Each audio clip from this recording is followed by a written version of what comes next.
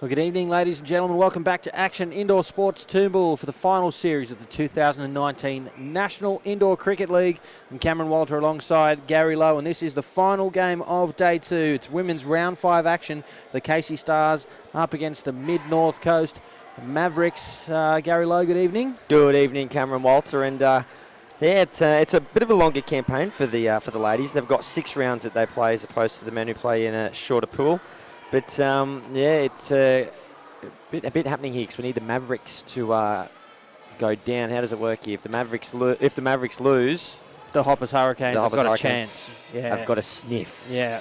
So it's 2 games to go. So there's possibility, but they need the Hoppers Hurricanes basically need the Casey Stars to produce something special here tonight. Why don't you take us through the 2 lineups tasked with that? My pleasure. Casey Stars look like this: Aisling O'Farrell, Isabel White, sometimes just called Izza, Bree Wilson, Alice O'Brien, Mia Perrin, Tess Keogh, Lucy Page, and Vaish Manakulta. There's a late exclusion there. Emily Edwards has been hitting the bonts with a Nerf fun toy ball thing that's occurred during training, so she's out of this game. She's completely fine, everything's okay, but she's just been subbed out. For the Mid-North Coast Mavericks, Ellen Hetherington, Melissa Muse, Joe Borgia, Chloe Johnson, Georgie Martin, Holly Simmons, Annika Leroyd, and Kirsten Smith. The umpire for the match, Rob Polson, and we're trying to give you some of that arithmetic. The bottom line is Springwood Scorpions in the women's division, they're through. They've booked their place in the final. They're playing Hoppers Hurricanes right now. So Hoppers Hurricanes will need a big win against Springwood, and some help tonight from the Stars, and then it may come down to tomorrow. But if the Mid-North Coast Mavericks can put on a big win here, then it makes it very difficult for the Hoppers Hurricanes, Lowy. Yeah, which is pretty crazy because the Hoppers Hurricanes is a seriously star-studded side, and we're very, very fortunate and lucky enough to have the coach of the Casey Stars who's going to join us. Cameron Walter is going to have a spell, mate. Yeah, he's going to have a breather, and he's going to be... Nope. Laura's come up to say that she cannot coach. Oh. She can coach. She cannot coach. She can coach, but that's what she's doing. No problem. Great. So sorry, we just had to have a conversation there with Laura. Yes, we're expecting her to jump into the commentary box, but she has to look after her player that did get hit by that Nerf ball. So I guess I'll stick around with you, Lowy. And that's okay. The first ball underway. 1 run from it, and our thanks to Laura Shaw for running up to let us know what was happening. Yeah, we might hear from her tomorrow. Obviously, player welfare first and foremost, and seems like the old hit in the eye was possibly a little bit more serious than what we were first informed of. So again, the Casey Stars, so 2 divisions down in Victoria, the East and West. From the National Indoor Cricket League, and they've structured it so that they're almost graded. So they've got Laura, I think the way she put it, Lowy, is that their aim is to make sure that the teams within each of those 2 divisions are of similar skill sets. And I guess organically as a result of that, there's I guess what you and I as spectators would call a higher division and a more of a developmental division. The Casey Stars won that division. And here they are at the National Indoor Cricket League final series, but a very young team, as you can see on your screen. That's not to say that the Mid-North Coast Mavericks are an old team, but yeah. So they haven't had a win, but they've knocked off a couple of skins, the Stars, or just 1 skin it is. And as we were saying earlier, they need the Hurricanes need the Stars to grab a couple here in this game. And already 15 runs from the first over for the Mid-North Coast Mavericks. They're off to a flyer. Yeah. Again, so that what the Mid-North Coast Mavericks can do in this match is put on a big win. They'd be hoping to bank all 4 of the skins in this game. That'll put them up to 24 points and makes life very uncomfortable for Hurricanes, who are playing the Scorpions now, the undefeated Springwood Scorpions. So I guess to stay in touch, the Hurricanes basically need to 7-zip the Scorpions, and by 7-zip that means 7 points out of the game, winning every skin. and then have a big win tomorrow morning against the Stars. So they need a few things to go their way, the Hurricanes, and they need some help from their Victorian colleagues. Yeah, I mean, I've got the whiteboard out, taking my shoes and socks off, the abacus, the calculator, and there's a lot going on, but you've summed it up as simply as you possibly could. Gee, that one snuck through. Kirsten Smith for 3.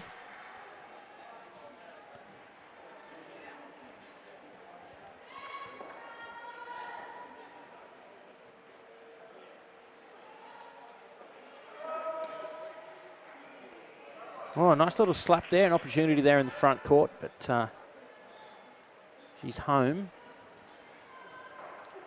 Yeah, chasing that one pretty hard is Bree Wilson on the leg side. Looked like she was about to get into the action again there. It's shaping up to hit that ball into the leg side again, but being called wide, letting it go through.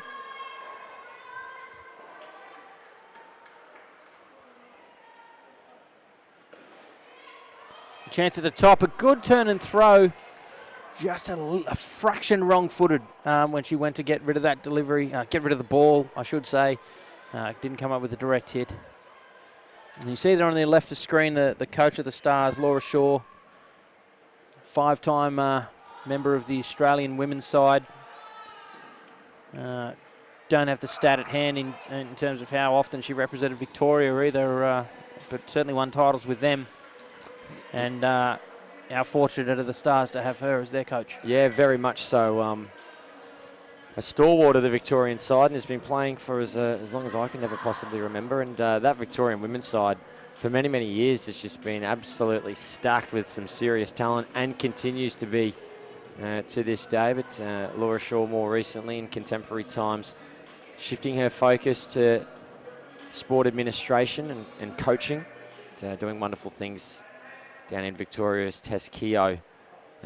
Begins the third over, and wickets desperately needed here for the Stars because the Mid-North Coast Mavericks are on 29 and looking seriously down the alley of a 50-plus skin.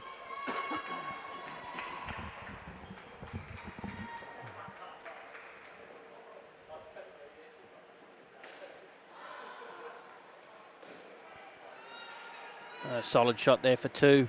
If the Mavericks are indeed going to take max value out of this game, this game and the next become a little bit of prep for them in terms of preparing themselves for the National Indoor Cricket League final, a chance to play for a share of $46,000 in prize money, $10,000 going to the winner, $5,000 to the runners-up, each of which is in addition to the $1,000 they've already received. So plenty on the line in the final. The cash and, of course, bragging rights to be... Oh, what a catch! Oh, it's just fallen out. I can't believe it. I thought she just plugged that against the net. I cannot... How close was this? Here it is on the replay. It's almost a no-look grab. Oh, just can't hold on to it. Well, mate, what do you reckon? You're a pretty mad, keen Kangaroo supporter in the AFL. Was that long enough to be paid a mark, what do you reckon? You paid for sure.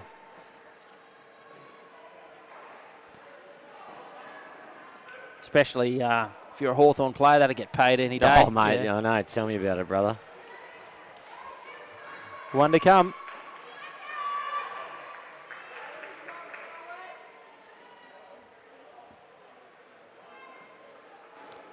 And another shot for 2. The skipper, Ellen Hetherington, as easy as you like for her.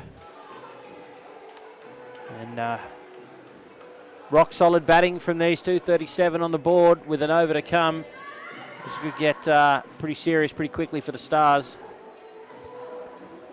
Laura Shaw in the earlier game, Lowy, telling us how this is about, for them, the Stars, about their processes and doing things right and having the moments that they're competitive and all that sort of stuff. So, I mean, let's be realistic. They're not going to win this game, okay? For them, it is about the moments. One ball, one over, one partnership where that process is correct, where the outcome whether the outcome is what they want or not, the process is right and something that they can learn from. Yeah, and it'll do well to serve them in future matches as they continue to grow and develop, and even physiologically, I should say, that as they grow up, their bodies will develop into stronger, they'll get taller, and so those skills that they're learning now will be able to be utilised in a much more stronger fashion. So it's all part of the development process of a young cricketer, or a young sports person in general, really. We saw in their game against Springwood earlier today, during our broadcast, the Scorpions were ruthless in that match, and well, they should be. Okay, we're fine. We've got a team of. Oh, it's up. Is it over? I think we're unsighted at the back here. Must have been some fingertips to that one that kept it from going to 7 for 7, but it. I think the camera will probably be oh no, of course it won't be unsighted. Yeah, so she saved a couple of runs there. Good effort. So this is definitely going to be a positive 50 skin here. Well, this is what the point I was making about Springwood. They were ruthless, and they should be. So if you're coming up against a young and up-and-coming side, you still need to do your job. And if you're not a young and up-and-coming side, you're an established side with established players, then you would expect to be putting on these sorts of scores. So good to see that from the Mavericks. It's 2 to finish and a 52-run opening stand from them. Some quality batting, Gary Lowe. Yeah, that is quality, and sometimes it's not that you're bowling particularly bad, it's just one team has got a stronger set of skills than the other, and that's just what we're seeing there. But we see the Stars over in the huddle. I can still see plenty of smiles on their faces, which is good, and again, they've just got to be working towards a certain plan for them. So perhaps they go, this batting partnership we want to keep down to 40, or whatever little goals they want to set for themselves. That's what they'll be keeping in mind here. It is, ladies and gentlemen, round 5 in the Women's National Indoor Cricket League final series. The Casey Stars up against the Mid-North Coast Mavericks, champions of their respective zones. The Stars from Victoria, the Mid-North Coast Mavericks, of course, from a beautiful part of New South Wales. And champions already, but vying for the opportunity to be the national club champions. Melissa Muse and Chloe Johnson, the two batters out for the Mavericks now. We're back underway. There's a chance at the keeper's end. The throw can't hit. A little bit of traffic there. But lots of high fives there from the Stars, getting around each other for that effort. Vash is the bowler. And, you know, the Mid-North Coast Mavericks, not without their challenges as well. They don't often get to train as a team, and the players travel extraordinarily long distances to play in the National Indoor Cricket League. They play with the smallest amount of travel time. I'll say again, the smallest amount of travel time for an NICL round is about 2.5 hours. And the furthest two players travel 6.5 hours just to get to a round of NICL. Yeah, it's keen, isn't it? It really is.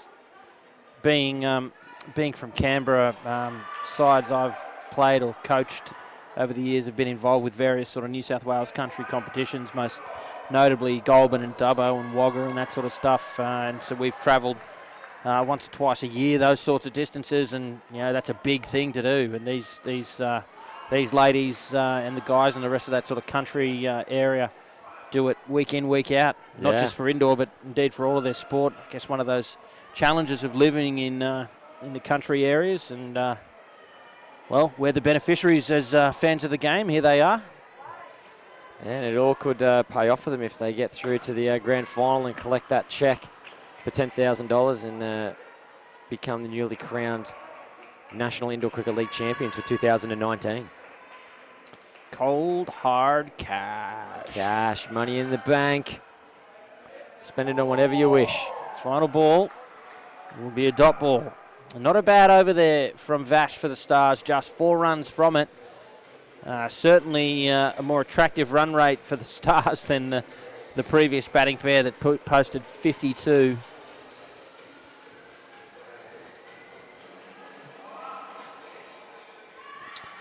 Thanks for your company again, ladies and gentlemen, right around Australia and the world.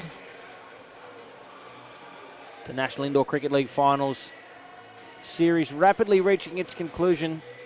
Tomorrow morning, 8 a.m, the final round game for the women, and then from 10 a.m. Eastern, the semi-finals for the men. Then back-to-back finals, the women, then the men, to finish the final series for 2019. Back underway. It's a leg side. Yeah, if you haven't done so already, go to your diary and put yourself out as unavailable during that time.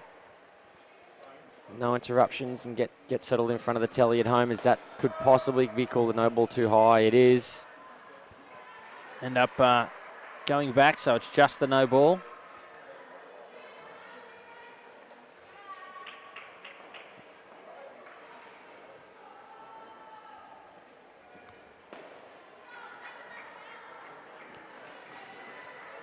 So the runs continue to flow here. 64 they move to.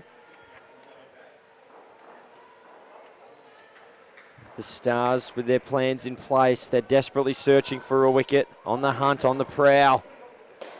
Using feet well, not getting through. Oh, there was a slight fumble. Wait for the call from the official. It is indeed 5 runs. Very fortuitous for the Mavericks. Oh, you got to ride your luck.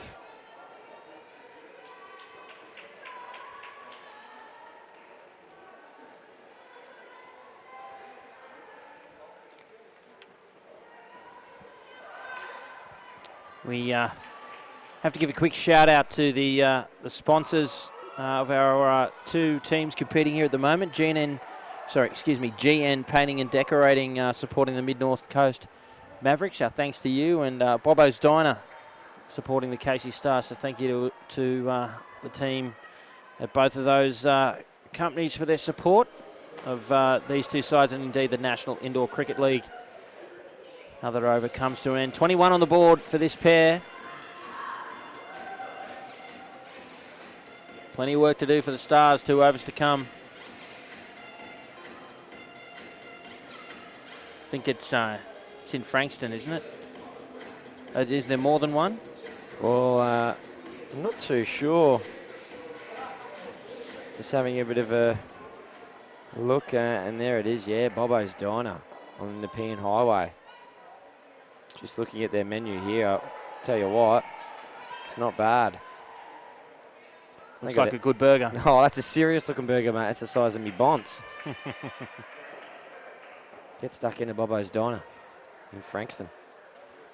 Well, look, I'm hoping that it's the same diner sponsoring the men and the women. I'm sure it's the Frankston Bobo's Diner supporting the Casey Stars men. I think it's a reasonable assumption that it's the same one supporting the women. Yeah, sure, you might There's a wicket, Gary Lowe. How about that for the Stars? Check it out on the replay. Thanks to playcricket.com.au. Find your local centre. Just well judged, that one. Top edge into the net. First wicket falls. And Muse didn't seem to mind that she'd gotten out. I don't think I've ever seen a player so happy to be dismissed.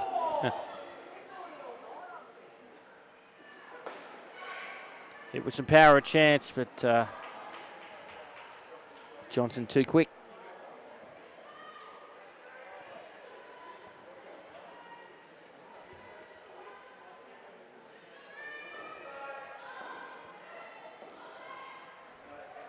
Two to come. Chance at the top, the throw just misses. There's been a couple of those where we've seen some good clean hands there on the 3 line from Lucy Page. Just body turning a little too far around for the disposal. So again, in time and experience, you'll see those feet on the exact right angle for that disposal, as it is too open by the time she lets go of the ball, and less accurate. Yeah, very good breakdown of the fielding display there, and that feet position, certainly a very good guide and of great assistance when throwing down the stumps. So talk about it often. It's the person who really brought that to my attention in indoor cricket was Cindy Cross, most recent Indoor Cricket Hall of Fame inductee, along with Ross Collins in 2019. And yeah, my whole world opened up when she told me that a handful of years ago. And I sat down with a cold beverage at the end of one of the nights during a national champs and fired a couple of questions that are about that. So I always credit my knowledge of the game about that to Cindy Cross. Well, I mean, the idea is for the fielder to be in position for the disposal as they receive the ball. So from Correct. that, they immediately, once the ball's in their hand, if their feet are pointing in the direction of the stumps or their target anyway, and the disposal is much more quick. Yep. And much more effective. So they don't have to think so much about what they're doing once the ball's in hand. It just needs to go where the body's pointing or going.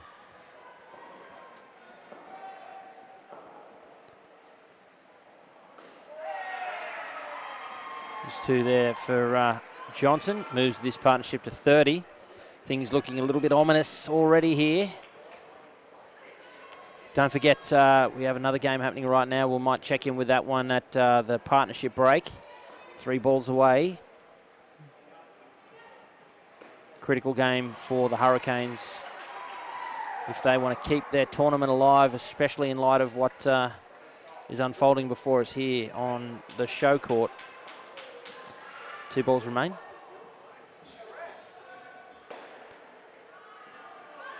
Well, big shot. 4 runs from it.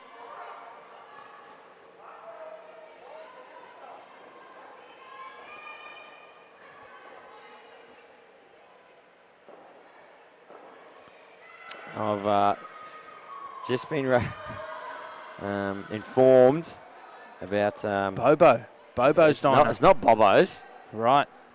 Well, it looks like it's Bobo's. Bobo. Righto. Bobo's diner. Sorry, Bobo. I think I've been calling it Bobo's Diner for a couple of years, so yeah. Bobo's Diner. I appreciate the heads up. The American Diner, famous for ribs, wings, burgers, shakes, serving great American food in an upbeat atmosphere. Well, cheers, Bobo. 40 run runs for the pair, 93 on the board. It's all the Mid-North Coast Mavericks at the moment. Let's check in with our other game happening right now between the Hoppers crossing Hurricanes and the Springwood Scorpions, who are on top of the ladder. They just have to turn around and look behind them. There's a whole stack of punters in the way watching that game. They are. 36 on the board for the Hurricanes after 2 pairs. So Springwood looking good there, which would just about seal the deal and knock the Hurricanes out if Springwood come up with a win. And back to this game, 93 on the board. Ouch. Here's Bree Wilson for the Stars.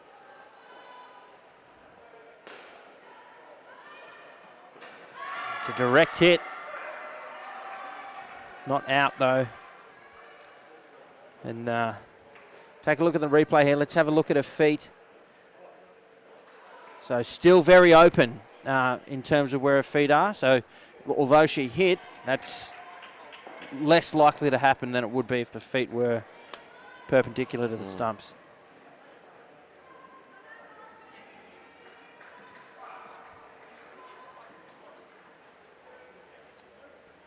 96 is the total. Sorry, Cam Walter, and they're just beginning to build towards the triple digits, and still quite a long way to go in this game. Oh, that's a very handy indoor cricket shot, my word. Yeah, Annika Leroy, that is. Her partner, Holly Simmons.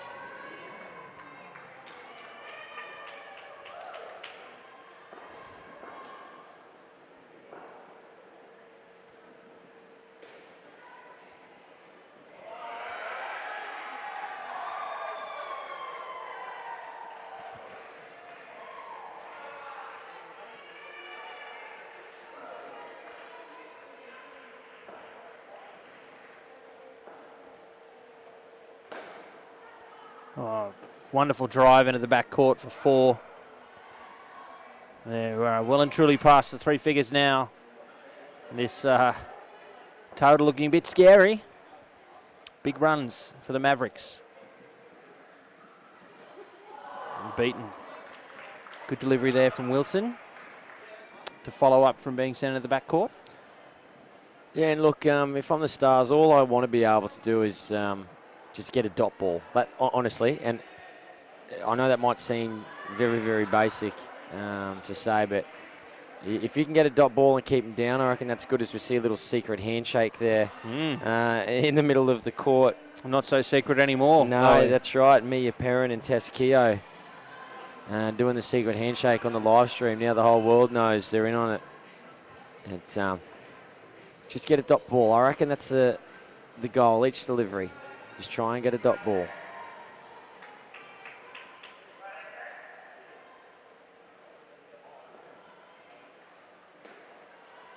Fended into the gap. It's one of the things I like about how the Mavericks have been approaching this game so far. It's not like they're trying to blitz every ball. When the Stars are getting it in the right areas, they're playing a technically correct shot, just pushing it into a gap. And they're still on 106 at the start of the 10th. So there it is. The feet were correct, but balanced this time. So you see the various things that contribute to fielding on that line, but being that close to the net, it's tough to get that balance right. It's no ball off the pitch. They're going to sneak an extra here, and why not? Yeah, again, we're seeing teams giving no mercy to the Stars, and it is a National Indoor Cricket League final series. It is pretty serious, mate. I mean, $46,000 worth of prize money is up for grabs. I mean, that's nothing to sneeze at. So taking every single run that they can muster here. And they'll be using this opportunity. Obviously, they've already brought their skill set, the Mavericks, to this final series. Everything that they've learned up to this stage is what they know. They're not going to learn anything different about how they play, but certainly using this for practice coming into the finals. You know, Steve Smith, I think the other day, got out for 23 or whatever it was in the 3-day trial match, and then he made David Warner go throw balls at him in the nets directly afterwards. You know, we're talking about arguably the world's best batter, and he's still out there practicing and honing his craft the whole entire time, and I think that's a very good example to these fine young cricketers out here that you can always be learning and honing your craft and your skill, and I think the Mavericks should be taking this opportunity to do exactly that. Well, especially booking their place in the final. Yeah, exactly right. It's, my next words exactly. Alice O'Brien will bowl now.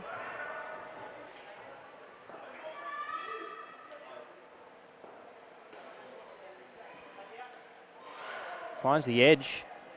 Goes backward of point. Ball safe.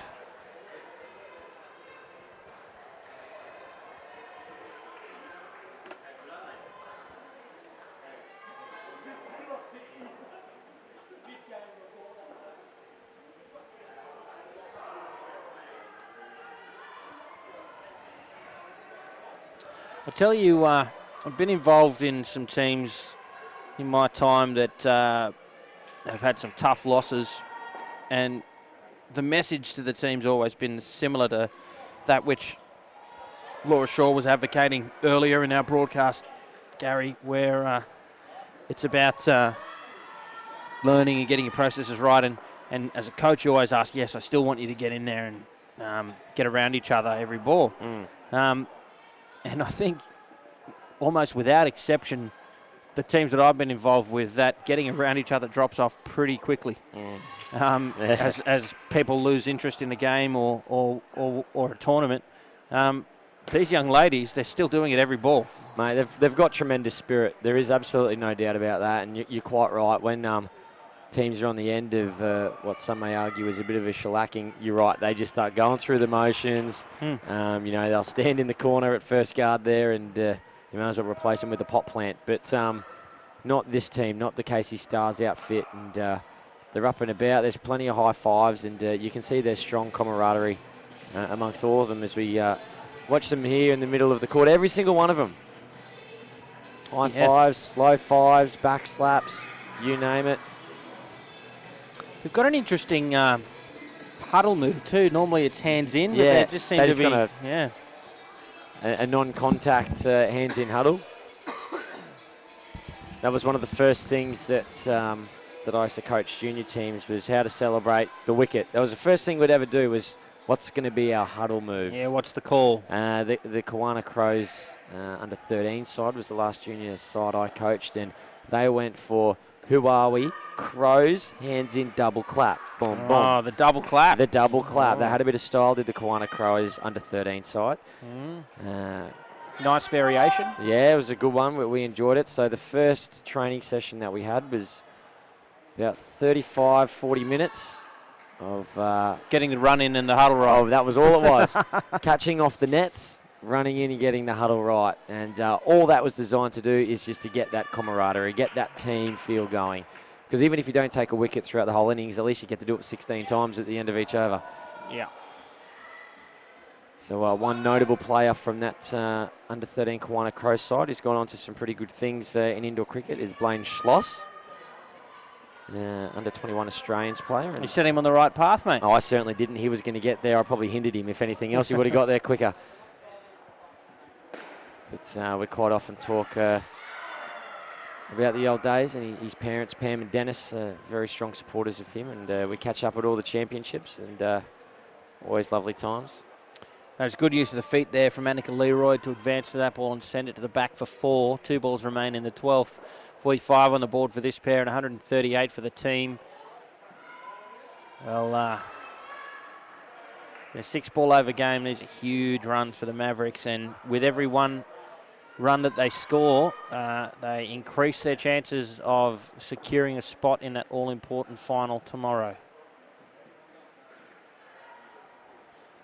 2 runs off the last ball. What a partnership it was. 47 runs from it at 140 on the board. Well, both teams are wearing green, but it's the green of the Mid-North Coast Mavericks that features at the moment, ladies and gentlemen. Superb batting from them up against the Stars here in the Round 5 match in the 2019 National Indoor Cricket League Finals Series. If you've just joined us, I'm Cameron Walter, and alongside me is Gary Lowe. Our pleasure to bring you this, the final game for Round 2 of the final series. Lots of action coming up tomorrow from 8 a.m. Eastern Time. We'll run through that a little later. But for now, should take some time to acknowledge our broadcast partners from Sportscast Australia, doing a sensational job here, bringing you the pictures live from Action Indoor Sports Toombul. A shout out to Brenton and the team here at Toombul as well. Always a wonderful host. They've hosted a couple of big tournaments here at Toombul, Junior World Series, Masters and Juniors tournaments. It's always fun to be here at Toombul. Our thanks to them for their hospitality. We're back underway. Yeah, it's not very often that a centre gets to host a junior championships or a world championships, I should say, whether that be a Masters Opens or a Juniors. And yeah, they did a wonderful job. And the junior championships, where are they off to? South Africa? No, that's the Masters. That's no ball over the waist. Well, the next one's not till 2021. I don't think we know that yet, do we? If it's been announced, I'm not sure where it is. So we've got the Masters World Series, which is in Cape Town in this year. And then next year, obviously, we're home. Yep, the 2020 Indoor Cricket World Cup will be held in Australia to coincide with the T20 World Cups happening in Australia at the same time. Yeah, it's going to be a very big event. I'm looking forward to going down to my local thrift shop and buying everything they've got in there with an Australian flag on it. Well, it means that Australia will have the unusual distinction of hosting 2 World Cups in a row. Although the last World Cup was in Dubai, Cricket Australia served as hosts, formerly co-hosts with the Emirates Cricket Board, but given the ECB haven't hosted any indoor cricket tournaments at all before, Cricket Australia took on that role and served as hosts there in Dubai, and will obviously do so again here in Australia. So it's probably the first time that's happened and probably the last. Yeah, I'd imagine so. Quite a unique situation happening there, but it's going to be a wonderful time in Australia. We've got many dedicated hands to be able to make that tournament a success. And I wish all the very best to those involved in the delivery of that event. I'm sure the planning's already started.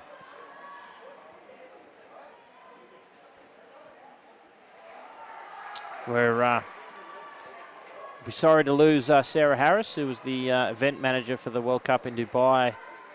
She's actually been seconded to the T20 World Cup team as part of the delivery for that. So she'll be involved in a World Cup next year, but it'll be the outdoor T20 one. But luckily, plenty of very capable people, colleagues at CA, will deliver that event, the Indoor World Cup, next year here in Australia. Big shot into the back court. Caught the side net first. That's Joe Borgia.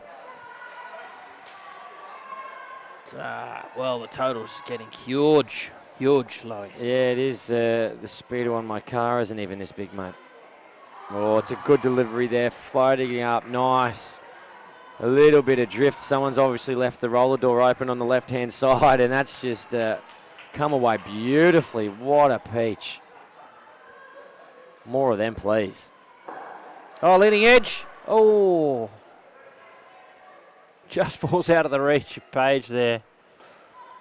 And you watch Coach Laura Shaw here. She almost tries to catch it in the court next door. Watch here, Laura Shaw. She wants it. She wants it. Oh, can't quite get there.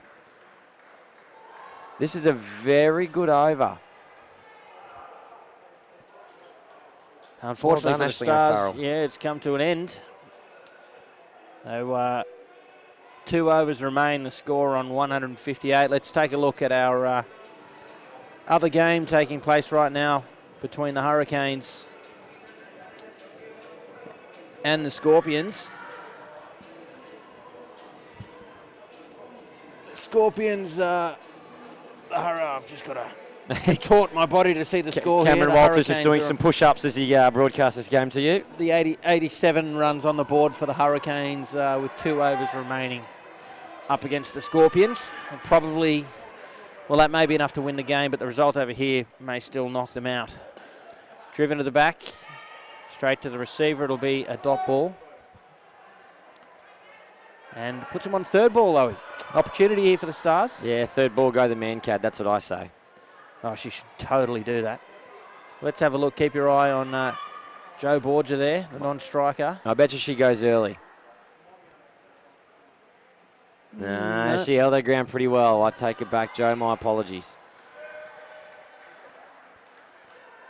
Not a very popular move in New South Wales, the Mancad.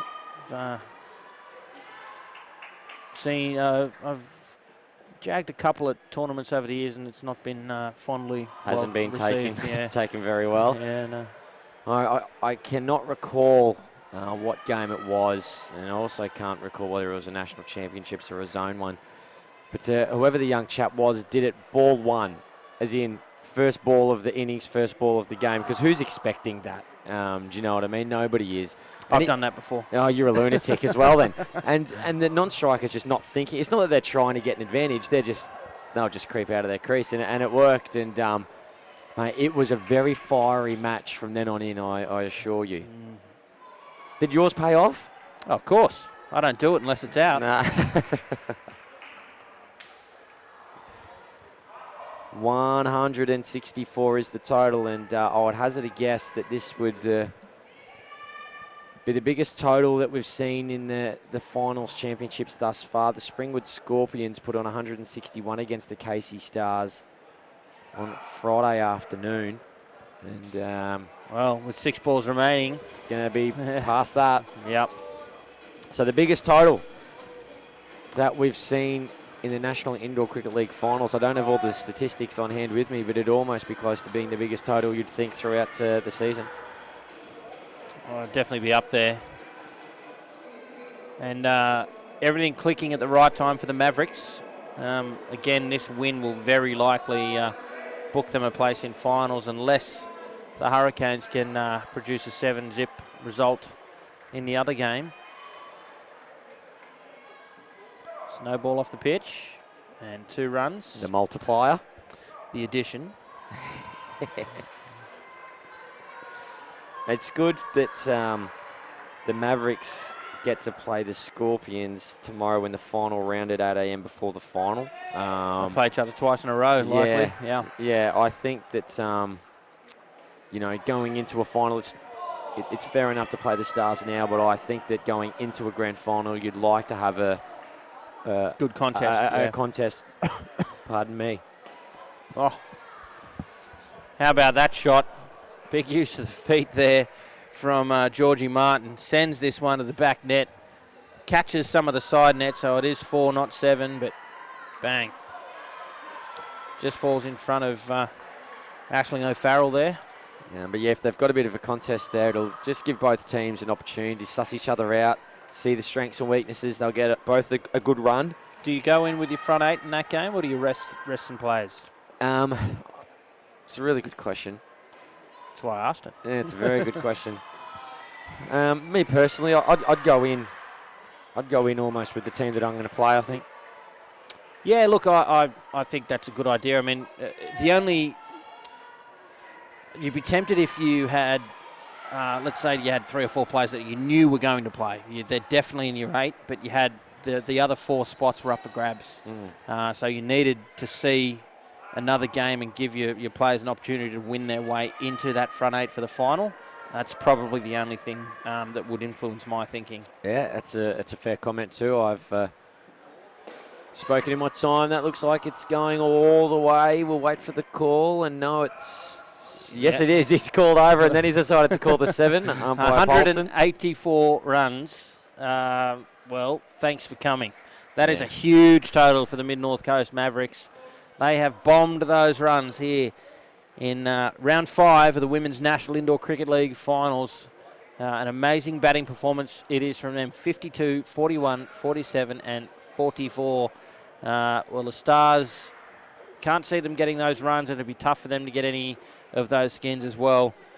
Do stay with us, though. We will see what they can eke out and whether or not they can win any of those moments that we're talking about ahead of the final game tomorrow morning. Thanks once again to our broadcast partners at Sportscast Australia and our official ball supplier, Burley Seacombe, the gold standard in indoor cricket ball. We'll just run through what's happening tomorrow at 8 a.m. Eastern Time, the final round game in the Women's National Indoor Cricket League Finals. After that, from 10 a.m, it's the men's semi-finals. The 2 winners of those matches will head straight into the final. 12 p.m. Eastern, the women's grand final, and at 2 p.m. Eastern, the men's grand final. Those grand finals, the champions will walk away with $10,000 cold, hard cash. The runners-up, $5K, well, it's half as much, but it's pretty handy low. Yeah, I reckon. I'd love to go into a game come second and get $5,000. It'd be a very rewarding feeling, but let's face it, these teams want to be crowned national champions and go down in history, go down in folklore. And, in the women's division, of course, in 2017 at Springvale, the Kings from Victoria West defeated the Scorpions 68, also from Victoria West. And then the Raiders in Action Indoor Sports Salisbury's edition in 2018 from Cranbourne 85 defeated the Thunder 79. Croydon Raiders? Yeah, what did I say? You said Cranbourne. Oh, did I? I think so. You might have said Croydon. I'll go back and listen to the live stream. All right. Chip me tomorrow if I got it wrong. But either way, it's Croydon Raiders. Yeah, definitely Cranbourne Kings. So it's been all Victoria. Different teams, mind you, but all Victoria in the women's NICL so far. And if this goes the way we think it will, that'll change this year. Yeah, that it will. And the Raptors in the men's division, who came runners-up, well, they've got a little bit of a chance for redemption this year. Yeah, the Raptors, from memory, in the very first NICL final series, they might have gone winless or something close to it in the final series. And then to turn around the year after and make the final, and they're undefeated here at the moment. So that's a big turnaround for them, and good luck to them tomorrow. Yeah, well, isn't that a wonderful story of just building and never giving up? know that they've certainly been integral to the continuation of the NICL from a New South Wales perspective, the Macarthur Raptors. So congratulations to them. It's paying off. And thanks again for joining us, ladies and gentlemen, right around Australia and the world. No doubt some of you fans, friends or family of the players on the court right now. Your best wishes to them. Great shot there. 2 runs to the total for Alice O'Brien.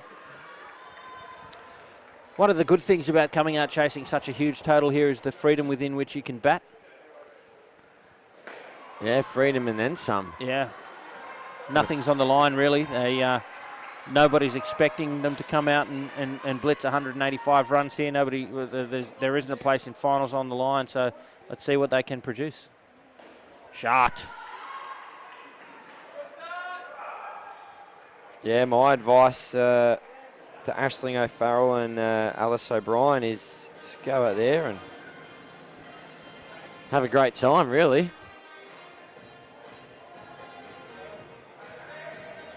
And again, for the Mavericks, it's about them getting their processes right ahead of tomorrow and probably conserving a little bit of energy as well. It hasn't been a huge, it's not like it's been a week-long national tournament, but still 5 games inside of 2 days. This is the 5th.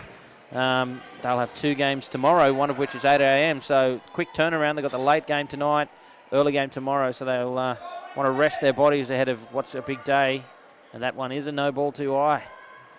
Plus the 2. Handy runs. Yeah, Melissa Muse just getting that one wrong. In days gone past, that would have been a fair delivery, but now anything above the waist on the full is deemed a no ball. I'll tell you what, if we had the ability for Hawkeye, I think we'd find that ball's crashing into middle, but having played a shot, no problems. It's coming in some form or another. It's coming, let me just tell you. Hawkeye. Well, machine learning, artificial intelligence, not quite as the same thing as what Hawkeye is, but there's a lot of work happening to just put a camera on a game of cricket, including indoor cricket, and let the machine do the analysis of what the machine is seeing in terms of where the ball's going, where it's pitched, what it made contact with, where it goes, all of that sort of stuff. It's all pretty cutting edge. It's there are use cases of it that's actually being used around the world in different sports. It's come to cricket, and indoor will form part of that in a small way, but it'd be great to see that sort of stuff. Well, mate, play a role in what happens out on those courts. Oh, for sure. And, you know, if we put man on the moon such a long time ago, I'm sure we can put a chip in a ball and work out what's going on, mate. You know, we can't be too far away, surely, brother. Well, they've just done that. They've put a chip in a ball. My plan is to figure out a way to program it to swing. Yeah. But as that comes to an end. But all I'm talking about is a machine learning of the footage. So I could literally run a program over this footage that our viewers at home are watching now, and it would analyse. Show you what's kind of going on. Yeah. How clever. I know that there's been a lot of questions posed to me about technology in indoor cricket, and I can assure you I'm the last person you should be asking questions about technology, but people asking things like, you know, can we mic up players so the commentators can have a discussion with folks when they're out? Our broadcast partners are nodding along in agreement, so that's something that we should certainly be looking at. Speed guns is another thing I get asked about quite often. Well, look, the challenge with the talking to a player is that works in outdoor cricket because there's so much time between deliveries and overs. There's not enough time for that in indoor cricket. Yeah. You could maybe get away with it between innings or between... that's out. Suicidal run, really. Maybe between batting pairs with a fielder, but it'd have to be a pretty quick question. Yeah. Yeah, I think that'd be a little place for it, even if during an over, kind of had a quick blurt out to them. Someone who doesn't mind being distracted by us as they're about to catch the ball. Chooky, something like that. Put him off. But, it's just a question that I get asked semi-regularly. Yeah, I think that particular innovation, that's probably not one I'd support on the HPC. You're dashing the hopes of indoor I am cricketers dashing the everywhere. hopes. What about the speed camera that I get asked all the time? What about the speed gun? Is that something that Well, we could look at? mate, we had a speed gun in my centre in the 90s. You know what I mean? That's old news from my perspective. I had it removed because I can't bowl quick. Yeah, that's right. Instead of the speed gun, mate, they timed your deliveries with the calendar. Yeah, exactly right. It'll be there sometime next March.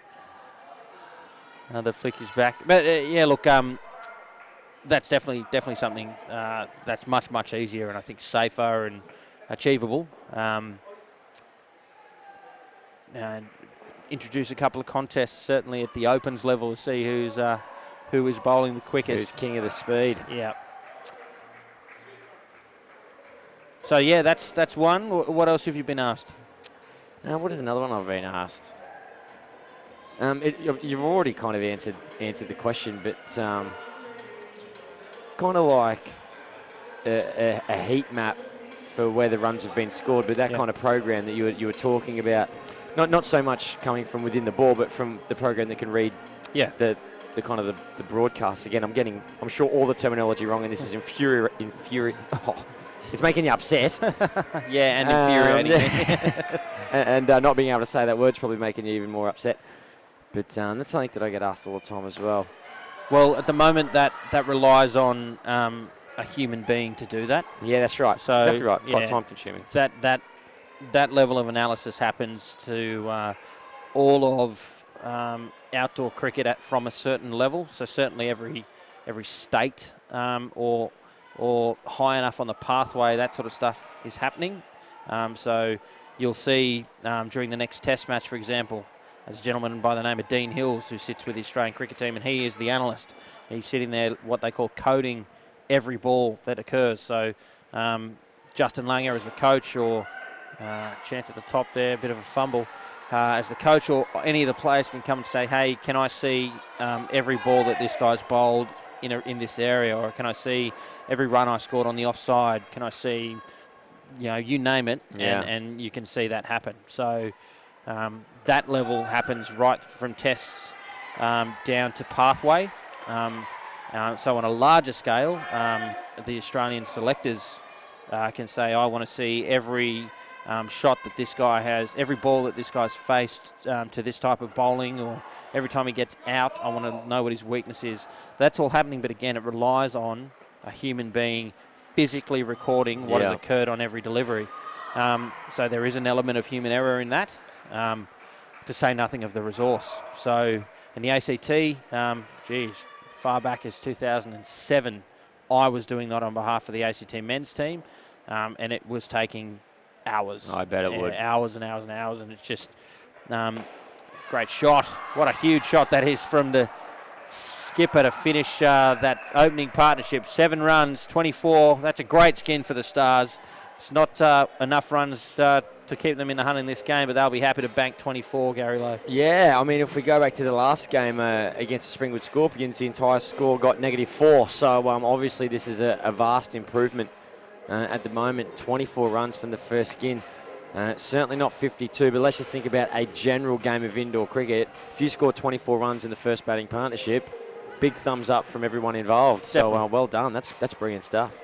Let's take a quick look at the other game. 108 on the board, posted by the Hurricanes, and at the beginning of the 5th over.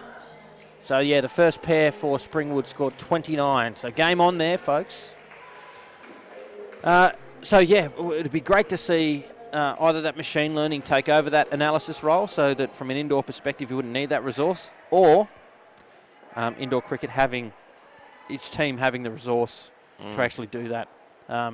Cricket Australia could certainly provide the platform for it, but the person to do it and the equipment, that's another story. Well, I've always been secretly hoping that I'd assume it would probably start at the top with our Australian Open men's and Open women's side, but if there was ever some kind of a job for a stats guy, mate, I can't do the technology side of stuff, but mate, I'd love to trawl through scorecards and just count the dot balls and see third ball conversions and Every delivery there was kind of... That anybody can do. You can look at a score sheet Yeah, and see that. There's very little...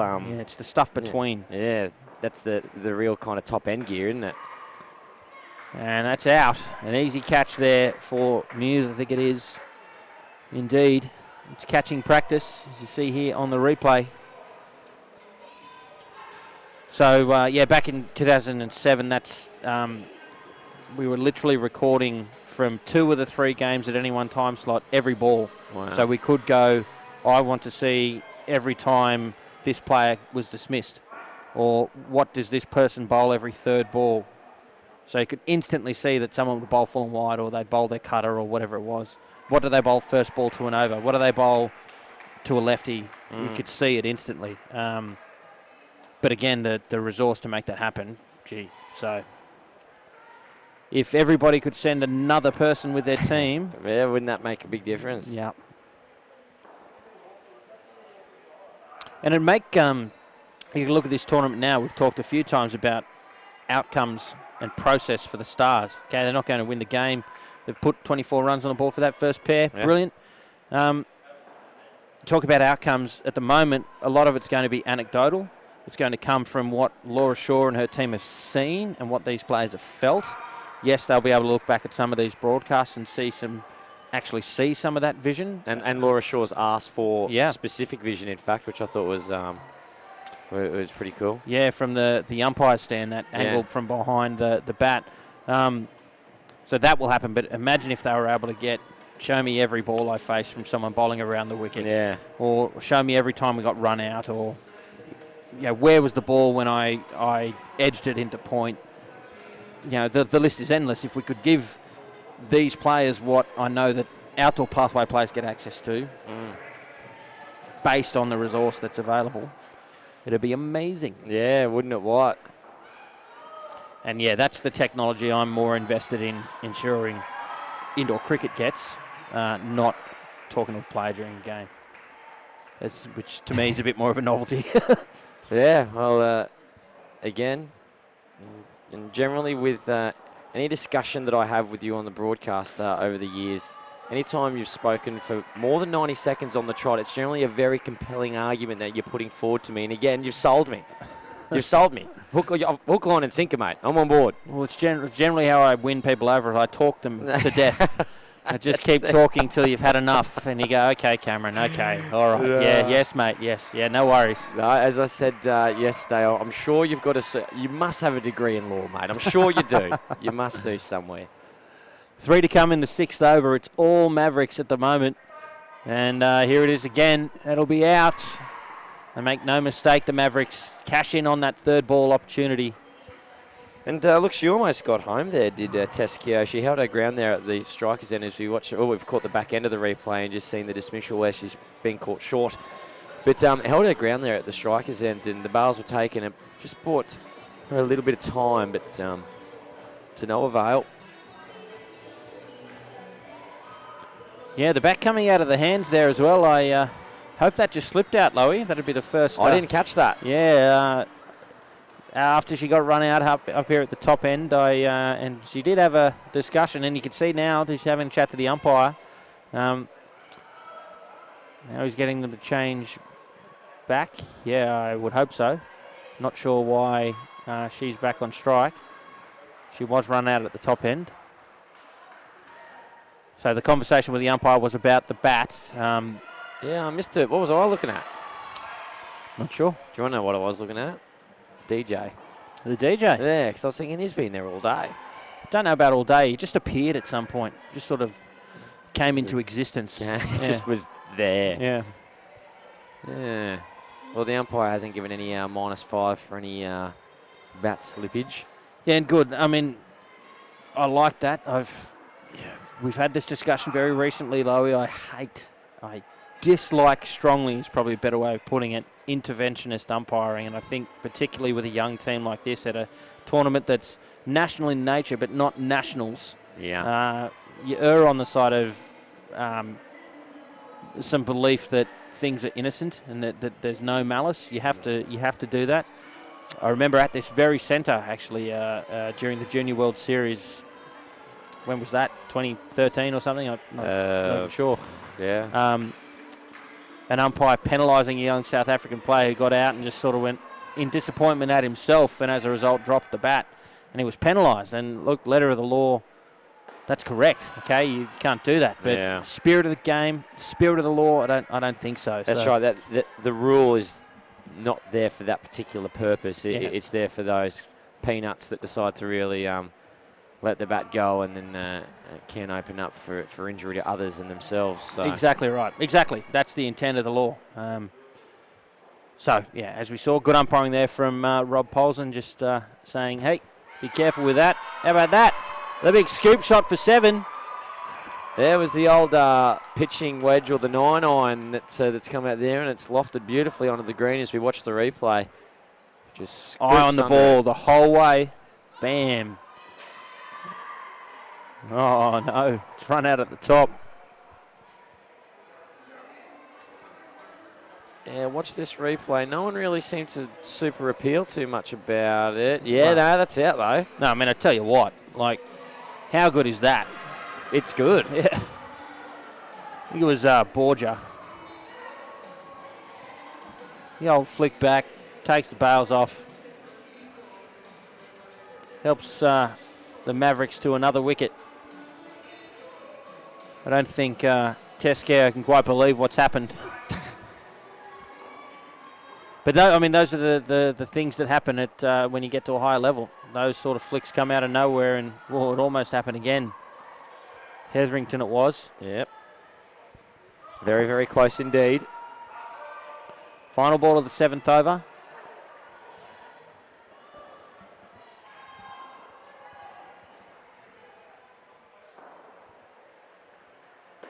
It's full, punched straight to mid-on, brings the over to an end with that dot ball. 33 on the board, 9 of which have come from this pair, the Mavericks, large and in charge here at Action Indoor Sports Toombul. The final game, day 2 of the National Indoor Cricket League Final Series. Thanks again for your company right around Australia and the world. I'm Cameron Walter, and with me is Gary Lowe.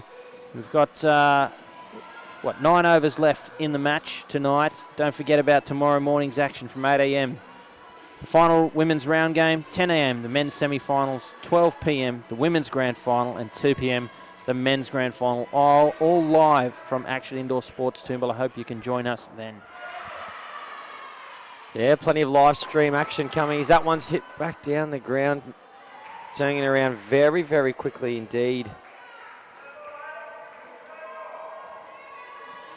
It was Tesquio. Cameron Walters doing his calisthenics again just to try and see the score behind us. I'll concentrate on this game for the time being as a sharp little cut shot is played by Mia Perrin. Score progresses to 35.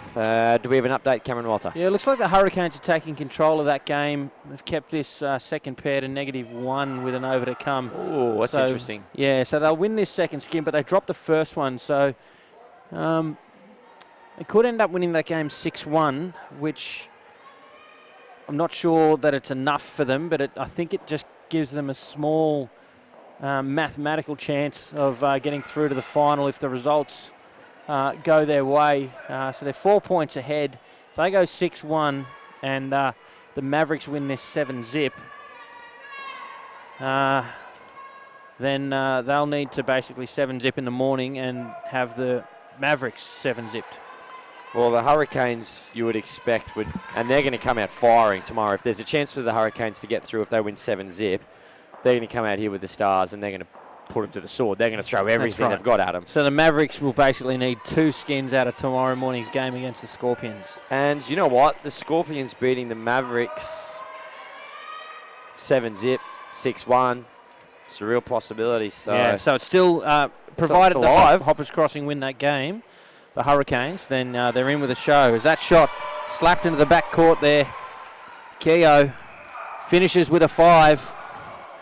She almost looked a bit disdainful at the shot, but it's another good skin. There was a couple of wickets lost there, but some big shots as well, and 20+ for the Stars. But what I want to talk about briefly, you noticed it before, it's happened a couple of times, the umpire signalling over, calling over, and then signalling the run scored. Yeah.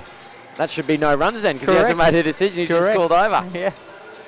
My favourite ever post-over call was an umpire going over innings and match, then watching a player kick the stumps, and then penalising them. Yeah, and then...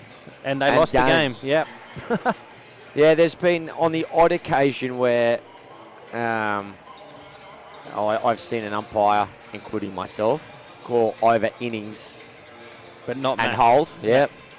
And wait for the game. I've never taken any action after that, I can say, but it is something. Some may argue that that's over umpiring. But, I must say that I'm guilty of that. Whether it's over umpiring or not, I can say I have done that before.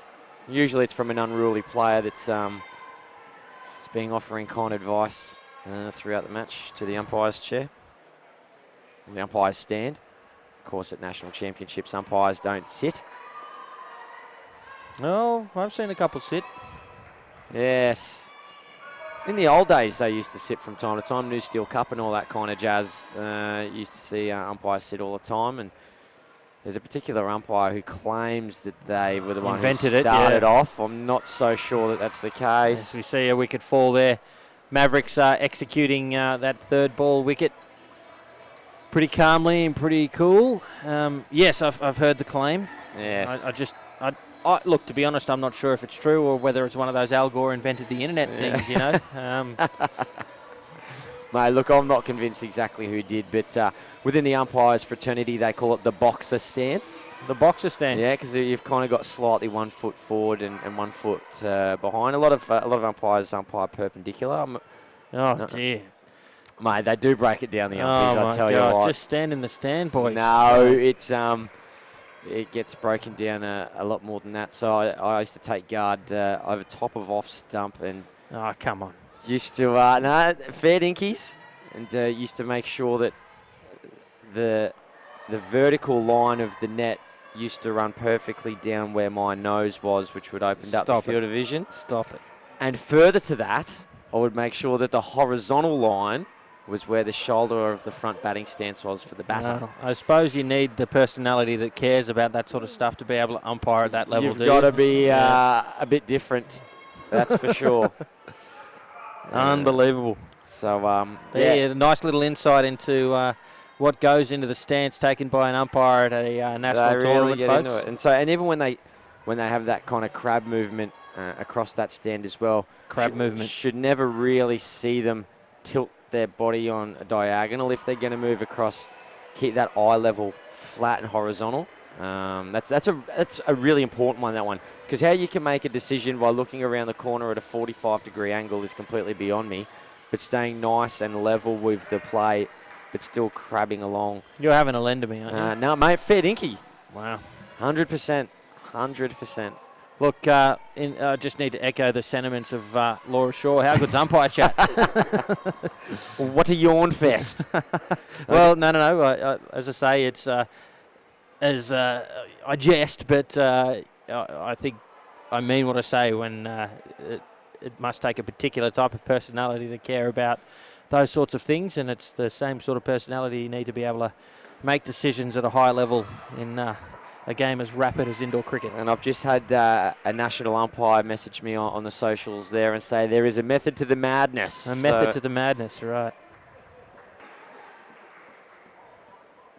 Well, I wish I could say that I was fascinated enough to look out for some of the things you described, but I'm not. No, and that's pretty fair enough too, mate. As I said, it's umpire chat's very exciting to some and extraordinarily boring for others. But it is a part of the game, and that could be called no ball too high, and it is. And almost out of the crease there, but must have hung around long enough, Bree Wilson, to earn the no ball. Yes, to earn the favour of the umpire. And look, we've been sitting here talking about umpiring stances, but again, the Stars putting on a nice little... I've put the curse on. Well, is there an appeal? Rob Polson waiting for an appeal. I'm not sure he was convinced. I don't think he was going to give that out. No. So a wicket falls, but otherwise, again, the Stars putting together a nice little partnership here. So any form of acknowledgement of a wicket's considered an appeal, Gary? Yeah, anything's pretty good. even just a simple raise of the hand is good enough. It's an appeal to the officials good enough. Just going back through the banks, that's out again, and yeah, the score moves back down to 57. Just going through the filing in my brain about if I've ever not given a dismissal out due to a lack of an appeal. I don't think I have. There's plenty of times where I've thought there was something that was out, but no one else thought it was out, so obviously don't give it. But if I'm the only one in the whole entire indoor cricket centre that thinks it's out, good chances it's probably not out. Oh, back down to 47 now. Another good piece of fielding there from the Mavericks affecting that wicket, as you saw there on the replay. Playcricket.com.au. Thanks to them. That's where you can find your nearest centre and take the floor, play indoor. Another chance there, but they threw for 2.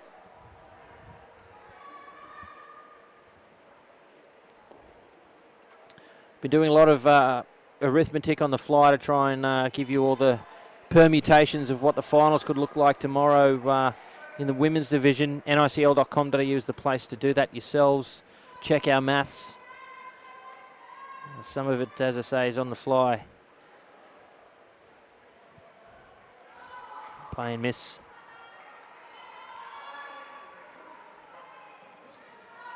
How about the people that are good enough to make the banner there at the back? You like that banner? I like it. A couple of superstars on there. Davey O'Keefe from the Wolves. Goes all right. There he is on the right. Just you can see his face above the scorecard there.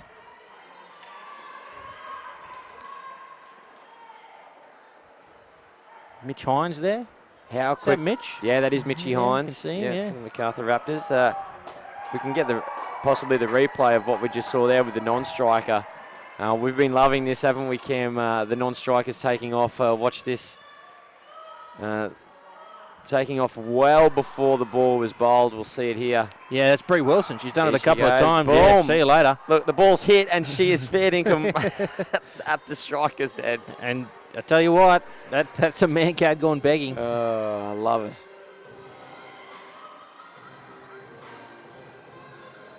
Well, she's outed herself in that. Like, she's just had 2 games broadcast where she sets off on third ball. Yeah. She'll be man cat for fun for the rest of her career.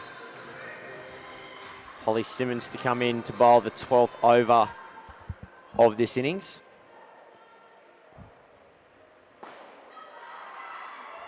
Oh, another good piece of fielding. The flick doesn't hit. Brie Wilson is home.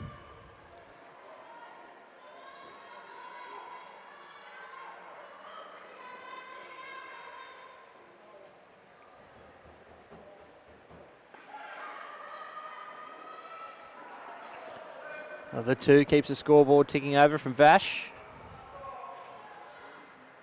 And look, although that the score of 184 is excessive from the Mavericks there, but what's pleasing is the Casey Stars have put on some runs. That's gone towards the back net. We'll wait for the call. It is 3, I think. I was about to say 4, but it is 3. 62 from the Casey Stars. Yeah. I mean, that's quality. That's good. That's really, really good. So that's the silver lining that they can take out of this.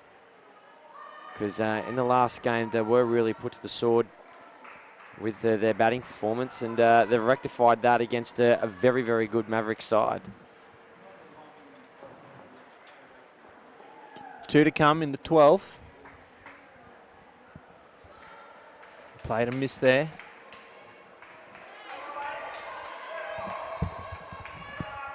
So and final ball. Third ball opportunity presents itself. Cam Walter's going to try and get the score behind us. While we'll do that, we'll go through the play here. Taking off extremely early again. Think they would have been hip to that Mancad, but not so. They get through and get the extra run, and 17, another handy little partnership for the Stars. So well done to them. And it looks to me like the Hurricanes are going to win that other match. The Scorpion 47 off the last pair to win, but they've won 2 of the Skins. Yeah, that's going to play a role in it. Yeah, so I think it means that tomorrow, this is pretty fast and loose. Tomorrow morning it'll mean that The Hurricanes need to win their game 7-zip against the Stars, and they need the Scorpions to 7-zip the Mavericks. Yeah, we think that's right. Something like that.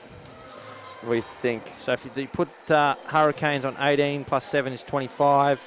Yeah, the Mid-North Coast Mavericks will be on 24.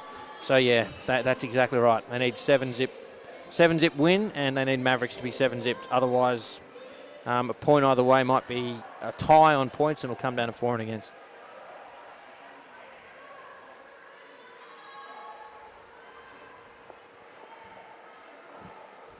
Yeah. So the Hurricanes still in with a chance. They're saying there's a chance. Yeah, they're saying there's a chance, but I suppose it's the Scorpions kind of get to determine who they play in the final to a certain degree. Be interesting. There might be a not suggesting that they bit of silly buggers that they do anything untoward, but what I am suggesting is that if they wanted to, and it'd be there would be nothing untoward. They can have a batting partnership where they throw in who they declare or deem their 7th and 8th batters, and the opposition might throw in their 2 best batters to win that skin, and then they bowl their 4 worst bowlers. Yeah. Again, there's nothing wrong with that in the slightest. But I guess at the end of the day, the Springwood Scorpions couldn't care less who they're playing against, the Mavericks or the Hurricanes, because they're on pretty similar standing. Hence why it's so tight for them to get into that second position. It's because they are very similar teams. How about that shot from Izza White? Punch through for 4. Lovely shot. Sorry, go on, mate. I mean, you could have the Mavericks and the Hurricanes play each other 10 times. Who knows what the scores would be out of it. Every single game would be a real 50-50.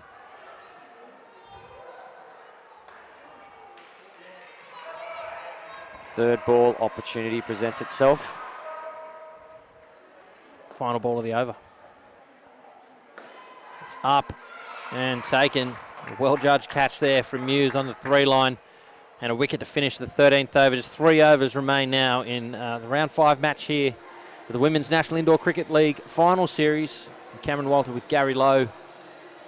We appreciate your company through this match and indeed all the games today. We hope you can join us tomorrow from 8 a.m. The final round game for the women. Based on our quick maths, there's some interesting results could determine who takes the court for the final later in the day. 10 a.m. the men's semi-finals begin. 12 p.m. is the women's grand final, and 2 p.m. the final game, the men's grand final. It will be the last game in the 2019 National Indoor Cricket League. So stick with us for the end of that game and join us tomorrow from 8 a.m. Eastern Time.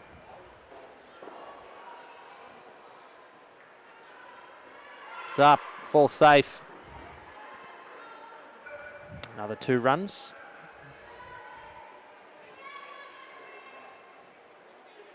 Stars will no doubt be looking for another nice little partnership here, 15 plus, 20 plus, just to finish off what you've rightly described, Gary, as a good total, and you're on the money. Although the women's divisions have seen some high-scoring games throughout the year, 70, 80, 90 in a 6-ball over game is good batting.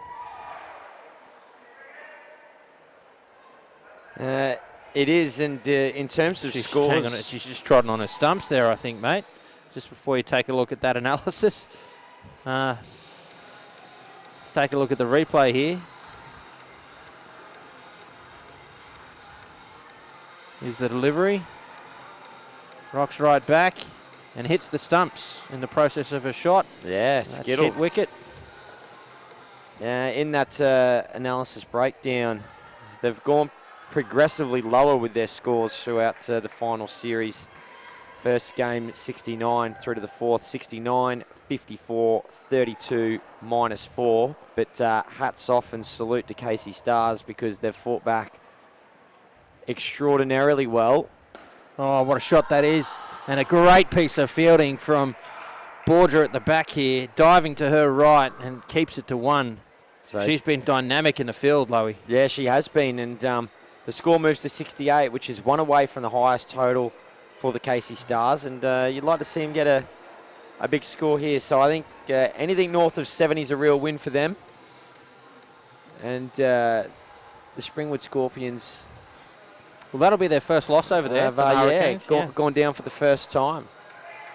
They're and pretty convincing too. They're 108 hoppers at the moment. 56 is the Scorpions midway through the 15th over. So that's a dominant victory.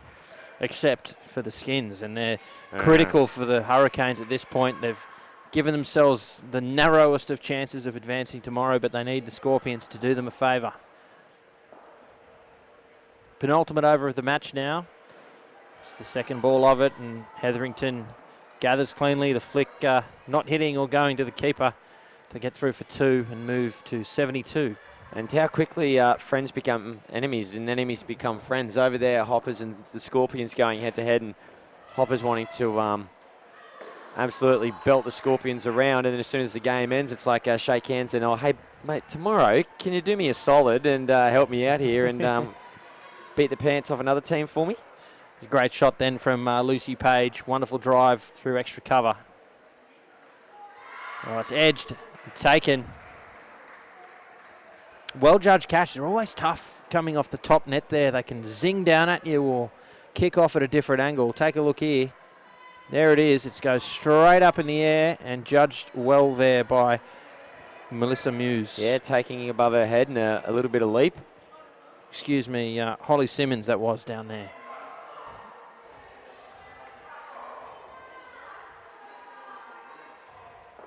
Do look very similar, though, to Muse and Simmons. So I'll... Forgive me that one. Yeah, they're both taller athletes and sporting the shorter style haircut. Wearing the cap. Wearing caps as well. Same colour uniform. Same game.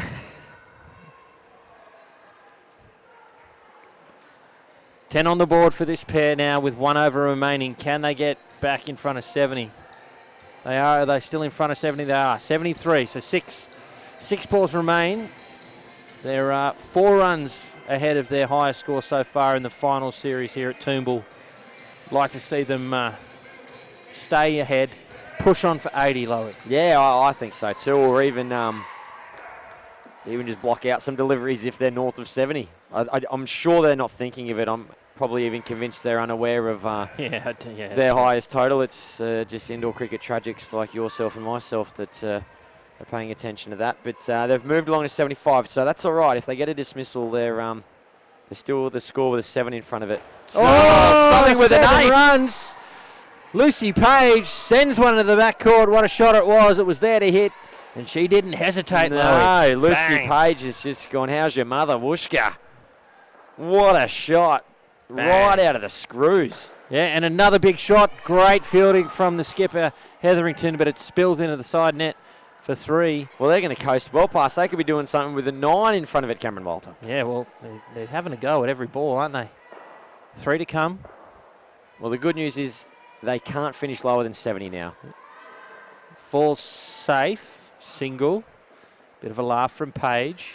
Wanted a bigger piece of that one, I suspect. Yeah, and I want to see him get into the 90s. What a wonderful score that would be from the Casey Stars up against a very, very good Mavericks outfit. 2 to come. Oh, it's into the backcourt. It'll be 3. And, in fact, it goes to the back net for 4. And there it is, the 90s. No wicket here. Come on, no wicket, no wicket. Last ball now. It's got a little bit exciting, didn't it? Has. Driven and through to the back net for 5. What a finish it is for the Stars. A huge score from them. 95 runs, a great way to finish what's been a convincing victory for the Mavericks. But the Stars will have something to be proud of in that game. 4 really good little partnerships there, Lowy. Yeah, it was good to see, and that batting display towards the end, right on the money from plenty of positives. And congratulations to the Stars for getting their highest score thus far. And the Mavericks, going a little bit further and securing their spot for the final tomorrow. Ladies and gentlemen, thanks for your company throughout today. Again, we're kicking off at 8 a.m. Eastern Time tomorrow. The final round game in the Women's National Indoor Cricket League will determine who will take their place in the grand final at 12 p.m. So the women's are at 8 and at 12. The men's will be 10 a.m. for the semi-finals, followed by the grand final at 2 p.m. Until then, Gary Lowe, thanks so much for everything today, my friend. Yes, my absolute pleasure. It's always good to watch some good games of indoor cricket, and I'm absolutely pumped for tomorrow. I can't wait, mate. And ladies and gentlemen, thank you again for your company throughout the day. For Gary Lowe, for Sportscast Australia and the team at Cricket Australia, I'm Cameron Walter. Thanks for watching.